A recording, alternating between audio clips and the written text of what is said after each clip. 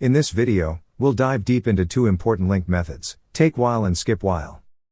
If they sound familiar, it's because I've previously covered their clause counterparts in another video. However, today we're focusing on the methods, not the clauses. You might be wondering, aren't they the same? Well, their purpose is similar, but the way we use them is different. So, stick around as we break down these methods, understand their distinct uses, and see how they differ from the clauses. Let's dive in. TakeWhile method returns elements from a sequence, as long as a specified condition is true, and then skips the remaining elements. It's super useful when you want to grab elements from a sequence, but only up to the point where a certain condition holds true. Once that condition is no longer met, it stops taking elements. Now, this method comes with two flavors, or as we programmers like to call them, overloads.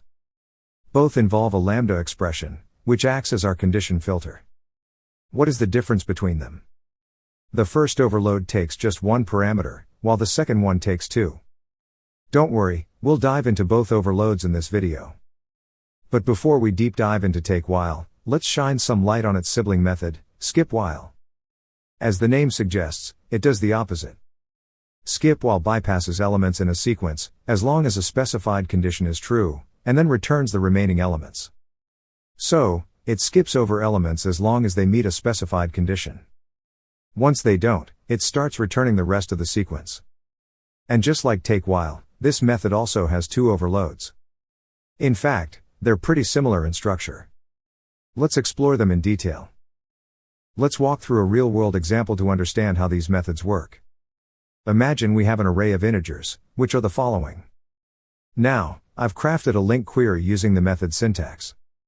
We'll break it down step by step to see its magic. First, the where method filters out our sequence to only include numbers smaller than 8. So our modified sequence now looks like this. Next, we use the TakeWhile method. I've chosen its first overload, which is just one parameter. Our goal is to take numbers from this sequence only if they're greater than 3. Let's break it down. The first number is 7. It's greater than 3, so it meets our condition. We'll take it. Next up, 4. Also greater than 3. We'll take that as well. Then we come across the number 2. Now, 2 isn't greater than 3, so our condition fails here. And here's the key takeaway. Even if there are more numbers ahead in the sequence, that are greater than 3, TakeWhile stops right here, because it encountered a false condition. In essence, once TakeWhile finds a number that doesn't meet the condition, it stops processing. It won't bother checking the rest, even if some of them would have met our condition. It's crucial to grasp this behavior, because it differentiates TakeWhile from many other methods. So, with our example, the result of the entire query gives us just two numbers, 7 and 4. This sequence will be of type integer array, because I used the toArray method. Let's switch things up a bit by adjusting our condition in the lambda expression. Now, we're on the lookout for numbers less than 6.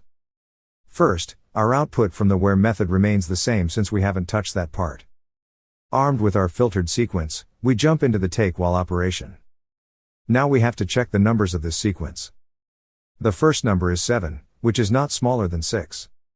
So, the condition is false at the first position. What does that mean? The TakeWhile method stops immediately.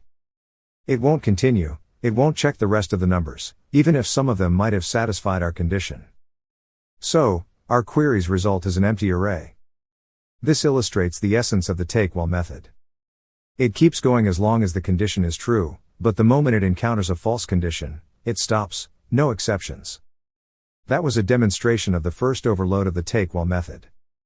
But there's another flavor to it. Let's delve into the second overload and understand it with an example. As I mentioned earlier, the second overload of TakeWhile has two parameters. The first parameter represents the elements in the sequence. The second parameter denotes the index of each element. Let's break this down with an example using an integer array. Here is the array I want to query. And here is the lambda expression. During the first pass, x stands for the element, which in our case is the number 9. Meanwhile, y represents its position, starting at 0 since it's the first item in the array. On the next go-around, x shifts to the number 7, while y ticks up to 1, indicating it's the second item. In essence, X captures the element's value, and Y its position. This dual tracking gives us the flexibility to craft conditions based on both the element's value and its position in the sequence. Let's dive into an example to bring this concept to life. Suppose you have a list of scores from a series of quiz attempts. A student is practicing regularly, and you want to track their progress. However, you are only interested in their initial streak of improving scores.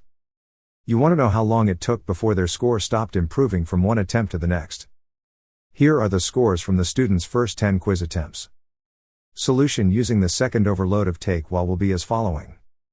In this example, we use the TakeWhile method with two parameters. Value, which represents the score, and index, which represents the attempt number. The lambda expression inside TakeWhile checks if it's the first attempt, where there is no previous score to compare, so we automatically include it, or if the current score is greater than the previous one. Let's dissect the sequence and see how the TakeWhile method works in action. First attempt. The score is 5 with an index of 0. Since it's the initial score, our condition is automatically true and we include it. Second attempt. The score is 7, and its index is 1.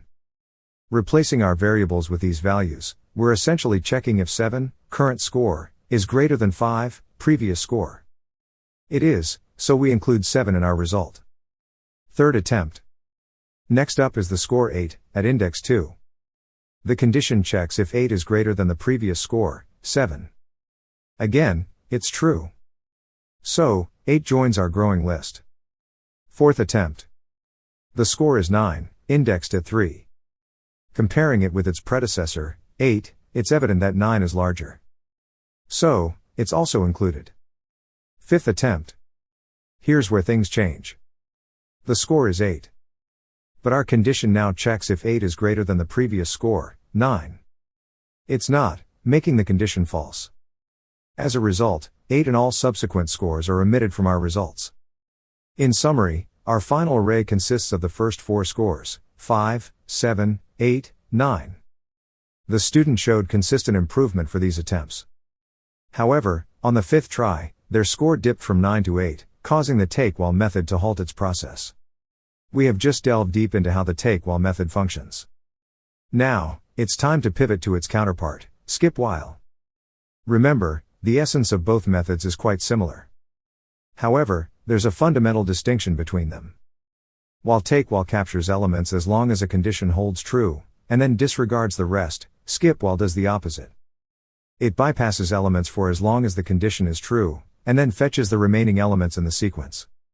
It's also worth noting that both methods share the same overloads, making them parallel in structure but opposite in behavior. To truly grasp the workings of SkipWhile, let's dive into an illustrative example. Imagine we have an array of integers, which are the following. Now, I have crafted a LINQ query using the method syntax. We will break it down step by step to see its magic. First, the where method filters out our sequence to only include numbers smaller than 8. So our modified sequence now looks like this. Next, we use the SkipWhile method. I have chosen its first overload, which is just one parameter. Our goal is to skip numbers from this sequence only if they're greater than 3. Let's break it down. The first number is 7. It's greater than 3, so it meets our condition. We will skip it. Next up, 4. Also greater than 3. We will skip that as well. Then we come across the number 2. Now, 2 isn't greater than 3, so our condition fails here. And here's the key takeaway. Even if there are more numbers ahead in the sequence that are greater than 3, SkipWhile stops right here, because it encountered a false condition. In essence, once SkipWhile finds a number that doesn't meet the condition, it stops processing. It won't bother checking the rest, even if some of them would have met our condition. It's crucial to grasp this behavior, because it differentiates SkipWhile from many other methods. So, with our example, the result of the entire query gives us just 3 numbers, 2, 6 and 5. This sequence will be of type integer array, because I used the toArray method. Let's switch things up a bit by adjusting our condition in the lambda expression. Now, we're on the lookout for numbers less than 6. First, our output from the where method remains the same since we haven't touched that part. Armed with our filtered sequence, we jump into the SkipWhile operation. Now we have to check the numbers of this sequence. The first number is 7, which is not smaller than 6. So, the condition is false at the first position. What does that mean? The SkipWhile method stops immediately. It won't continue, it won't check the rest of the numbers, even if some of them might have satisfied our condition. So, our query's result is the following array, which is exact the same array that we have as input. This illustrates the essence of the SkipWhile method. It keeps going as long as the condition is true, but the moment it encounters a false condition, it stops, no exceptions. Now that we've seen the first overload of the SkipWhile method in action, let's transition to the second overload. If you recall our discussion about the TakeWhile method, you will remember its second overload involved two parameters, one for the element's value and another for its index. Well, the good news is that the second overload of the SkipWhile method mirrors this exactly. This means, just like with TakeWhile, you can frame conditions that not only consider the value of the elements, but also their position within the sequence. This flexibility can be invaluable for more nuanced queries, where the element's position in the sequence matters as much as its value. That's all about the second overload of SkipWhile method. With that understanding of the SkipWhile method in our toolkit, it's crucial to zoom out and see how it fits within the broader LINQ landscape. Remember, LINQ offers a suite of methods tailored for different needs and scenarios. And while each method has its strengths, understanding their distinct behaviors is key to harnessing their full potential. Both TakeWhile and SkipWhile offer powerful ways to filter sequences, but they function differently compared to the where method. Though all three, where, TakeWhile, and SkipWhile, are designed to filter sequences, their underlying mechanisms differ significantly. To highlight these differences, consider the following queries. In each, I have employed one of the three methods, all with the same filtering condition. The results of these queries present a compelling picture. You will notice that even with identical conditions, each method yields a unique result. This underscores the importance of understanding the nuances of each method, and choosing the right one for your specific scenario. It's essential to use these methods judiciously, recognizing that while they might seem similar on the surface, their operational differences can lead to varied outcomes. As we wrap up this video, I want to revisit and clarify the difference between the methods and the clauses for TakeWhile and SkipWhile, which I touched on at the start. Both the methods and clauses serve a similar purpose. They filter sequences based on a given condition. However, their application and syntax differ. Let's start with the clauses. They can only be used in query syntax or mixed syntax. They are written with a space, as in TakeWhile and SkipWhile.